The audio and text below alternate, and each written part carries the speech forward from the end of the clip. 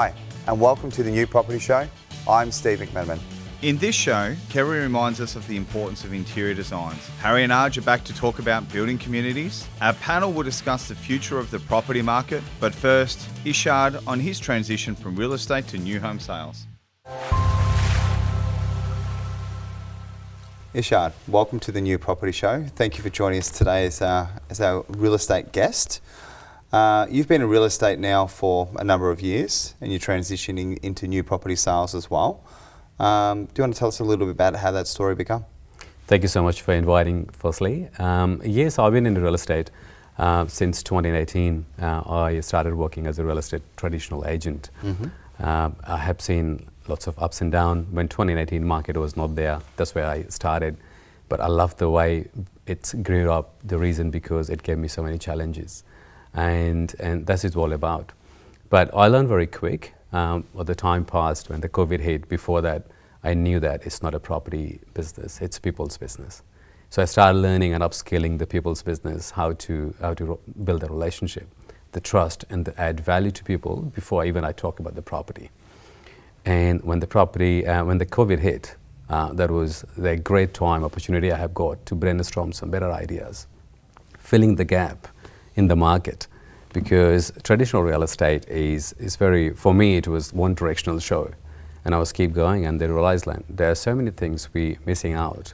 There are so many people coming to us and we can't provide service to them.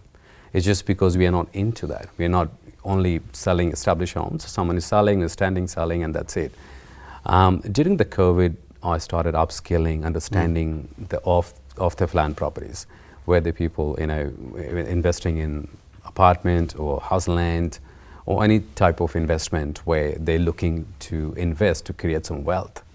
And that's where I started brainstorming and understanding is, okay, great.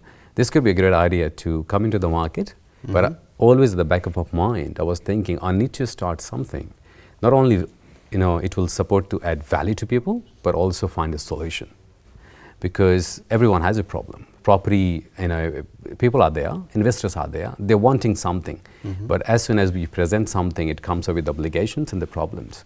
And I was keep looking at those holes. What are those solutions I could create for those people?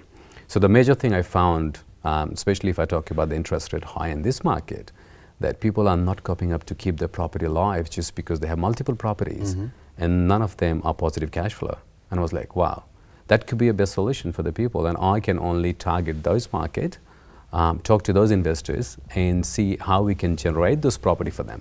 We don't have to buy established property anymore. We can create those property that could help them to generate positive cash flow. So you've become really quite versatile. Yeah. You've gone from, I guess, being a traditional agent to a modern agent. Yeah. Welcome to the club. Thank you. So you're not only just looking after owner-occupiers at the moment, you're providing a solution really, which is really A to Z of property solutions. So you're becoming, I guess, a vessel or a vehicle, a connector. Would you want to talk to me a little bit about how you work together with other businesses to create a really successful business model in 2023? This is the entire model when I thought of launching my AZ Property Solutions. And it's, by name it says A to Z. And I had two model in this business. One is B2B, one is from product to client. Yeah. So my first model was, okay, I would have product. I will create the product which will help people to generate wealth through the products. And the second, how I can help the businesses. Because when I was a real estate agent, I realized that, and it was true story, that when we were selling established homes, but someone say, hey, Metricon came to us for any other builders, I would say, and say, sell house land packages for us. We didn't have any idea what we were doing, how to sell this. We didn't have any depth knowledge about those products at all. So in the market, I realized it was not only me. There are hundreds of agents sitting and struggling to understand this product. Although they are established real estate agent, but they're not, welcoming the opportunity. They might be selling more and helping more investors in the market if they could a little bit understand better how to sell off the plan products. And that's where I created the B2B business plan. So what I did, I started collaborating with the real estate agents in the market. At this stage, I have more than 10 real estate agents. They work very closely with me as an individual. I don't have to have an employee anymore, and I'm loving it because I can be a channel partner, or they can be my channel partner. We all work together. We just need a bit of transparency between each other and nothing else required. Products are there, the designs are there, and the value is there. So all we're doing to help other real estate agents and other businesses that I have at this stage over 500 products listing on my website now. So you believe now in more in collaboration over competition? Oh yeah. Yeah. And well said. That was only one word, competition, was keep going around when I was thinking of how I can eliminate the competition when I launch my business in the market. You need to stand alone. Yeah, Yes. stand alone. So it was not because I wanted to do everything my own, but it was more about how I can work in the same business market, which is real estate, but I don't want to create any competitors. How do I work with the people? Then I will have only leverage of helping each other and generating wealth through that. And exactly, it worked for me, and it is working for me. People loving the way I'm approaching any real estate agents and saying, okay, how can we work together? How can I help you to grow? I have the products, I have the solution as well. And how else are you doing that? Have you running any seminars, or you're putting together any wealth workshops? How have you built your brand that way?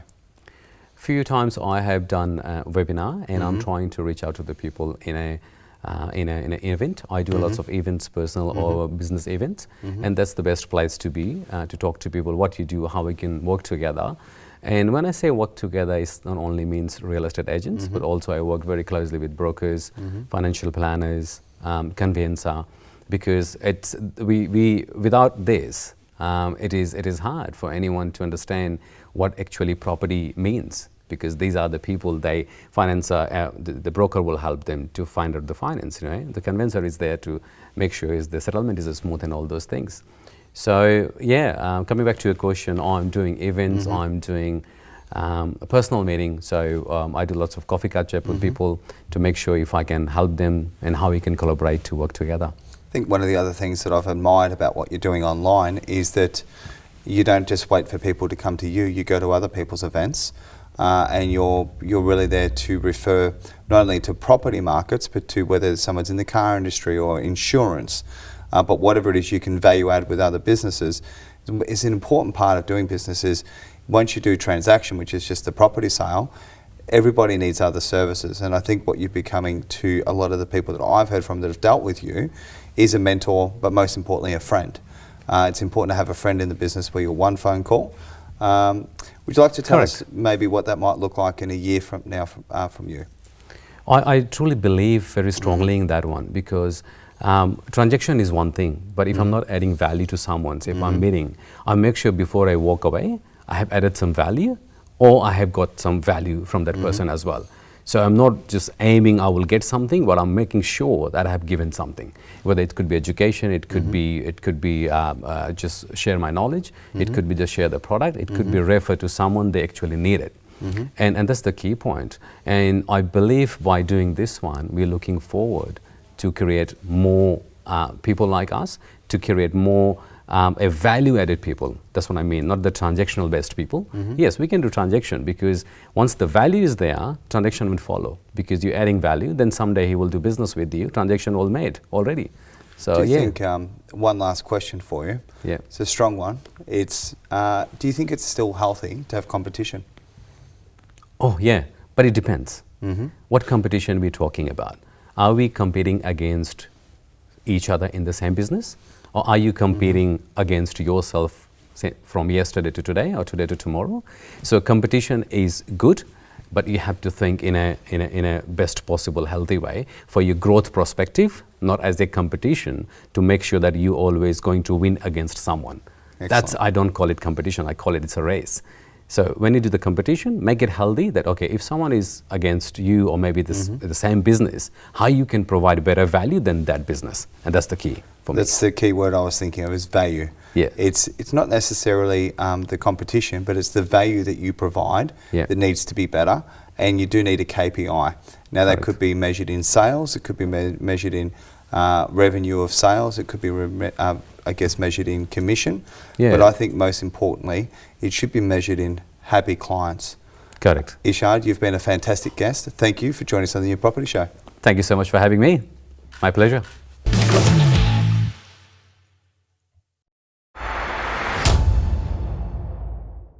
Hi, I'm Kerry Melbourne from Kerry Melbourne Interiors, and today I want to educate you on the common mistakes with property styling and styling your property.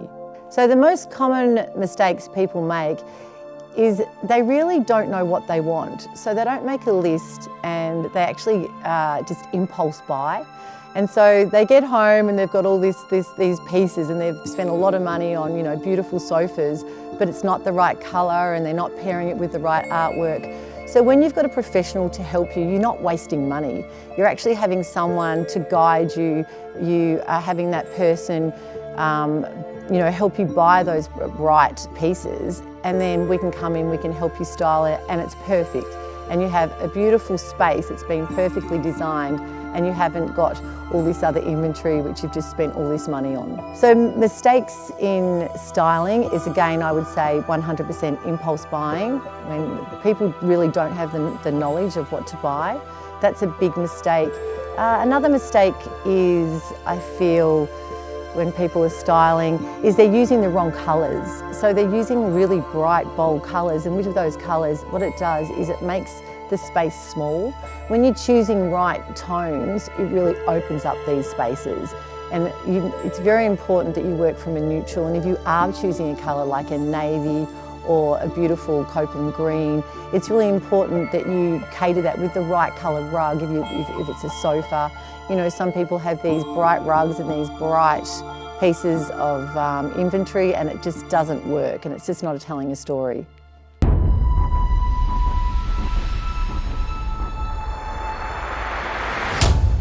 Arj and Harry, welcome back to the New Property Show. Today's topic is building communities, and which we've touched off camera, but that's really about how do you build a community of like-minded individuals, how do you organically grow it? We'd love to hear that story. Yeah, sure. Yeah, well, firstly we decided that whatever we were doing would be an open book. We presented whatever we've got to our audience or to our social media group, and as we got a little bit further down the track, we weren't ever asking for anything from them. We just keep getting to them to know us, and us to know, well, we didn't know them, but they got to know us, and we just took them on our journey. Basically, that's what we did. And now it's we get people asking us, what can we do to help us move forward in our projects? Have you done this via like a WhatsApp group, Instagram, or a Facebook group? Where are people getting together? Yeah, it's predominantly in Facebook and Instagram. Mm-hmm. In Facebook, there are plenty of free groups and also sort of a paid to be in their groups who are all enthusiasts in property development. And we are part of most of those groups. And we organically, as Harry was mentioning, when we started our journey sort of 3 years ago, we kept updating those groups about what we do, how we go about things, and if you're analyzing a site, and if you're going into an auction, or if you're being in a site for assessing the site, we take pictures, we take small videos, and then we publish there about what we are seeing in this property, how we are analyzing, etc. So that sort of gained us some interest from the people in the group. And when time came, when we wanted to get investors on board, we published our project to those investor group. And because I think the Facebook and Instagram, these work on when you're active and someone is engaging in that active content, it actually pushes that content to people. So people started seeing our even our post which we were acquiring some investor cash into our project. They saw it, they approached us, and yeah, that's how we got about raising those investor funds. And most of those people, you're teaching them, or sometimes you're learning as well. How does that work? With the property development side of things, with the investors we've got, they are all either starting or they started with us and then they started doing another project as their first project, those sort of phase they were in. And as we're learning and we've learned something and someone's asked us a question, we give the answer and we help them find the solution to their problem as well, because this is something that's bigger. Like, you don't close down doors or connections and say, oh, I've learned it, you go and learn it somewhere else.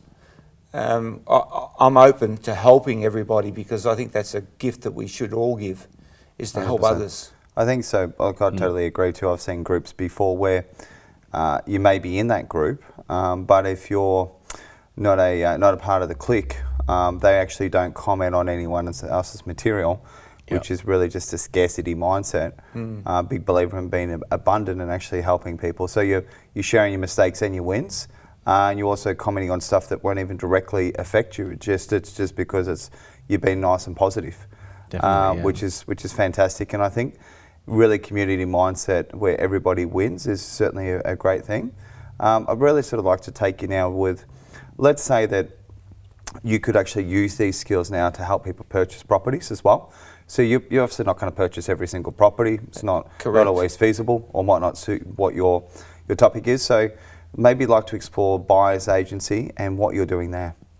Well, we decided that we both got our buyer's agents licence. We're both licensed real estate agents, and we decided that to help other people find a property, because I've tried a lot of things in my life, and the only thing that I've actually made substantial amount of money after my selling the Bondi Road, Bond Beach property. I bought a few properties, residential properties, and watched the portfolio grow considerably. And it was just something that I'd like to hand over to the next generation, or other people that are looking to increase their wealth. It's not that difficult, guys.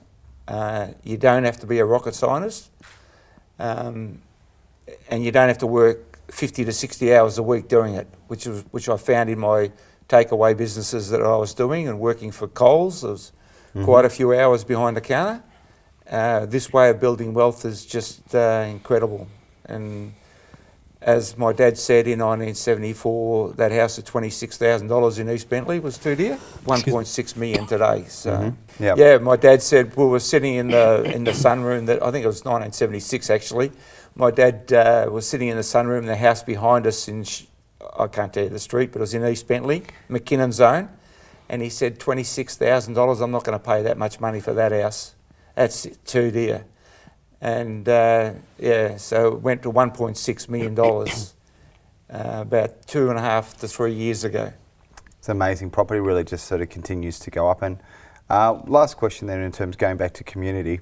So you have a monthly meetup, I imagine, or still catch up. You used to do the lunches. How important is it for you to meet potential investors and some of your community face to face? And maybe we'll just touch on some of the boot camps that you also attend. Yeah, so boot camps are usually for our own learning purposes. So we keep updating ourselves on what's happening in the current market, how we can do things better, etc.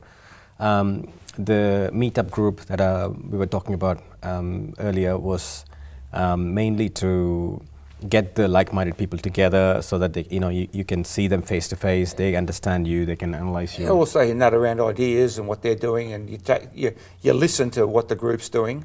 And it's we got quite a few meetups, and everyone's got their own opinion of where they want to go and where they want to travel.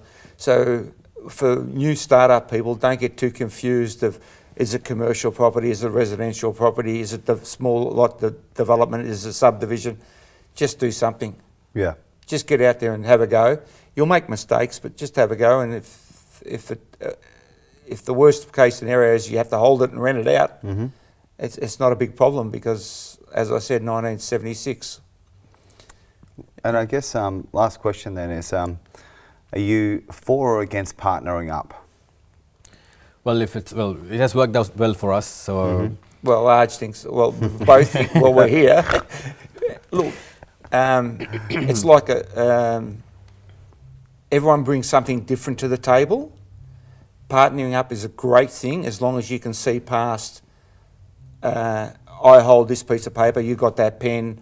Why aren't you doing that? Why you get over the small. So partnering past profits. There's more the relationship. Look at the bigger picture. Yeah. And say, well, this is the end goal, and don't worry about in between. Just get it done, And Arj and I have worked really well with that theory. Would you agree, Arj? Yeah, two, yeah. I would say it's just about having the integrity and trust. I think once that is established, everything else can actually have some leeway to move. So, I think what I've heard from this conversation is property is a long-term game. Don't miss out on deals, and if you can't, maybe share them around with someone else. Partnering up where you've got specific skills that complement each other, and most importantly, help others and keep on being educated.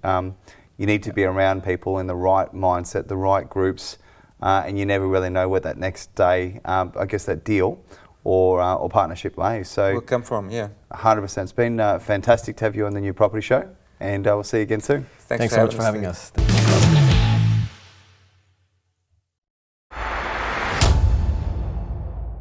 Welcome. This week's panel it's now 2028. We've fast forwarded in time, and don't worry, we're going to reflect on this in 5 years.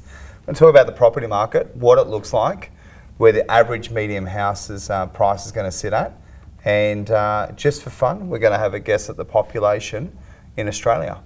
So let's go to the toughest question. How many people will be living in Australia in 2028? Oh gosh, I don't know. Are we including immigration? We're including. Total population living under Australian banner. Can I ask what the current population is 25 first? million, I think, Okay. isn't it? Yeah. Is it about that? It's 25. Yeah. It is. Yeah. Let's go with 28 million. Yeah, I'm liking 28. Yep. It's about 400,000 a year input, isn't it? 32 million. I'm approx 28, 29 years because same calculations I'm doing, approx 300 to 400 people a year. That's immigrants. Immigrants. Immigrants. What only. about babies? Yeah, you're right. Yes.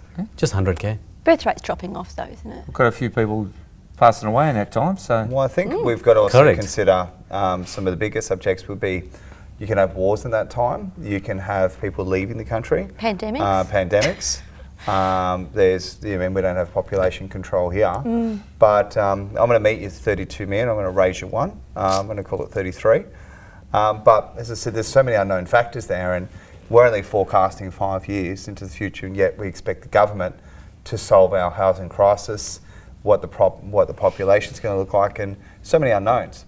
So with that said, it's going to be average median price, I guess, in Melbourne at the moment is around about what, 900,000? 900 to a million. Yeah. Yeah. Correct.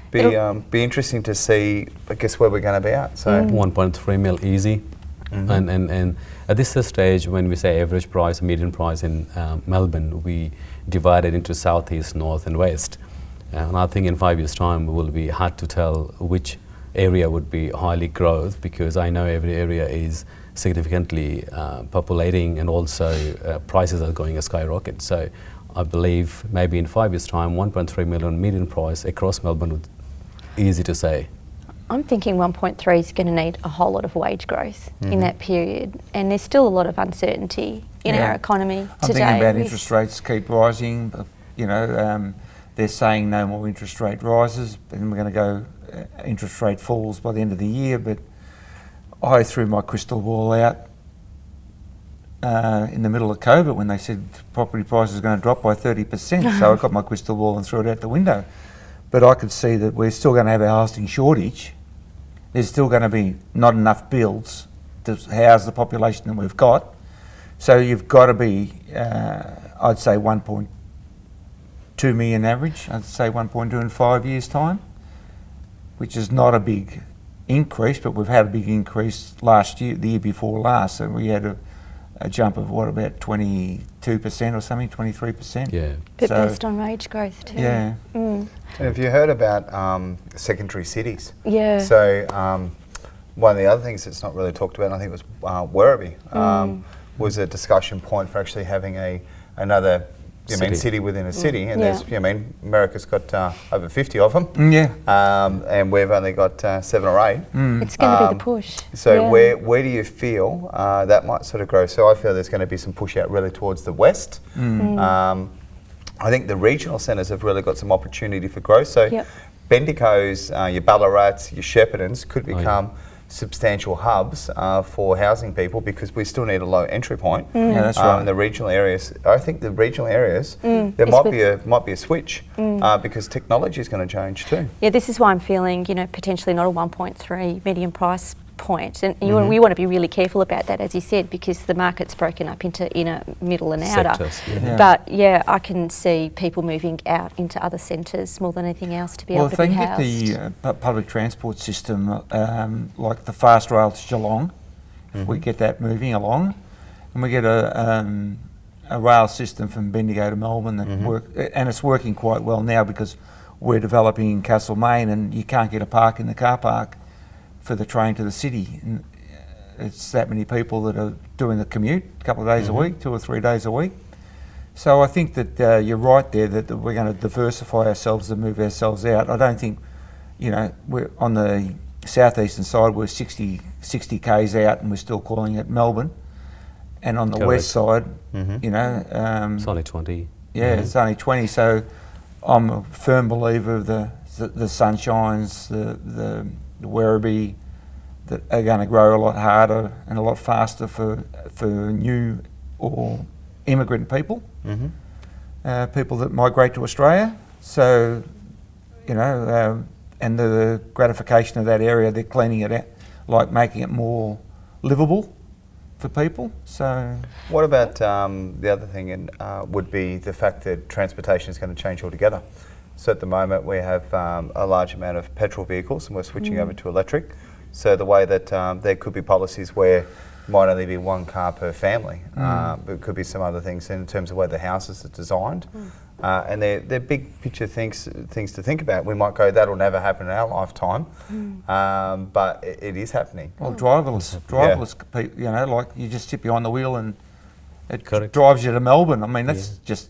I remember when I was at Jetson, the TV show, we used to have the helicopter that go up and come down, and they're inventing that Uber plane. The drone. Drone. Yeah, the drone Uber, the drone delivery, Yeah. all those things are definitely going to introduce in the future. I hear that a lot of new builds as well these days also have the power point in the garage for the cars as Yes. well. Saves power. But yeah, I think there's a lot of people going to be moving out to mini cities. I think during the time, probably about 3 years ago, we had Woolert and Wallen. That was like shopping centre, train stations. Now we've got Rockbank, we've got, Caroline Springs, you can just see an example, and they didn't even have a train station, now they do. I think, there's going to be something like Europe where you're not going to be able to buy anything in Paris, right? So same in Melbourne, either someone knocks down an old house and builds it and your kids are buying units within the inner city, and everything else, if they want any block of land, you're right, it's mini cities outside Geelong, Lara, Ballarat, Bendigo. We still have a whole heap of land. I think there's an opportunity for people to accept what happened during COVID and have these business centres, and I think Rockbank has a business centre as well at the moment, where they're starting to build mini hubs, and I think a lot of councils are starting to. Melton, the price of a house in Melton, I was quite taken back.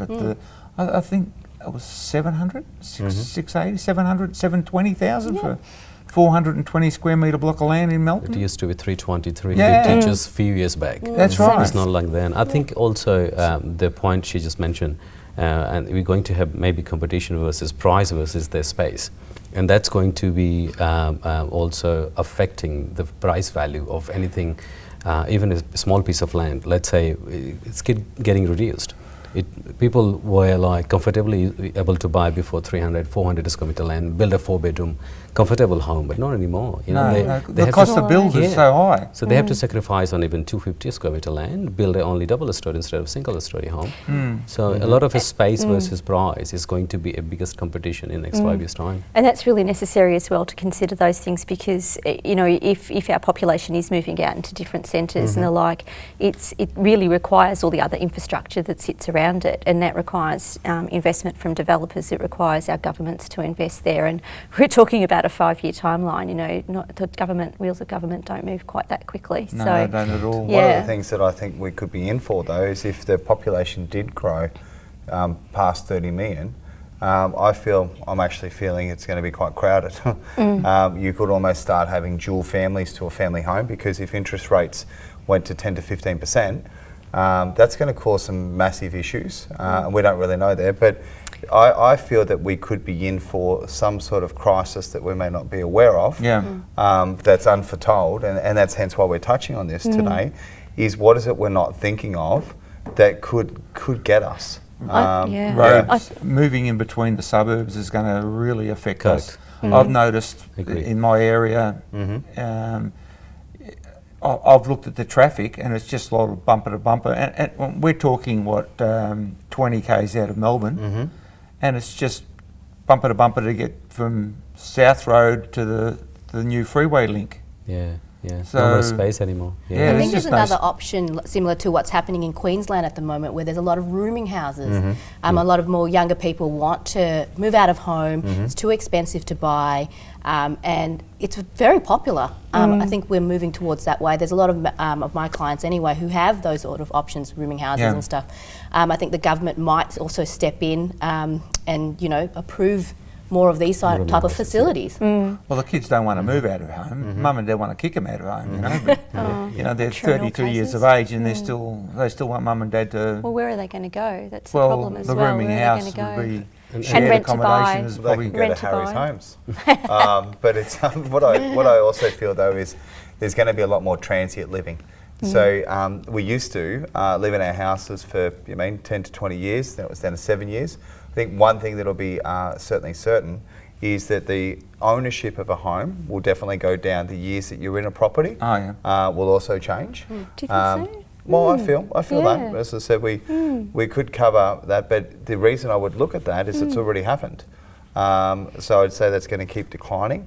But the other thing that may happen is people may embrace travel more. They may actually start to look at living in other countries or working from other areas, because jobs will change, because we're going to introduce robots and other services that'll be there. Well, I did see that the truck driver is going to be moving on. The bricklayer is going to be moving on. I think there's about 10 lower end jobs that are going to be done by AI in the next 20 years.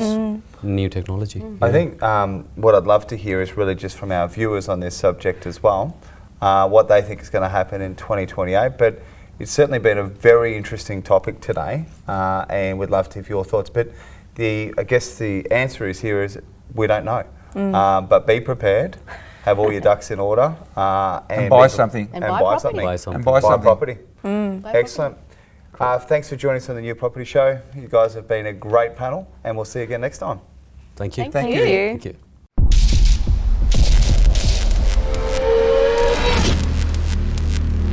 That's all for this week. Thank you for joining us. If you want to see the full interviews, check out our website, thenewpropertyshow.tv.